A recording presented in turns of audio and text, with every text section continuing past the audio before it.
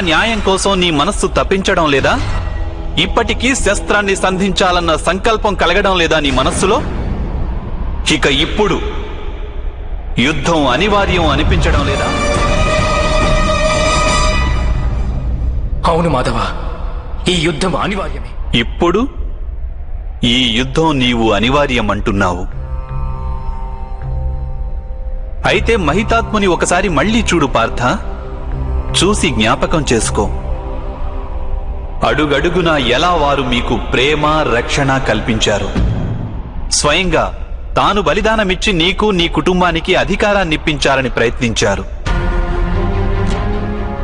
హస్తినాపురి సింహాసనాన్ని అధిష్ఠించి నీవు మహారాజుగా ఉన్నంత కాలం, నేను బ్రతికి ఉన్నంత కాలం నిన్ను రక్షిస్తూ ఉంటాను. కానీ ఈ రోజు పాండుపుత్రులు సైతం సుఖపడే అవకాశం ఇవ్వు పుత్ర.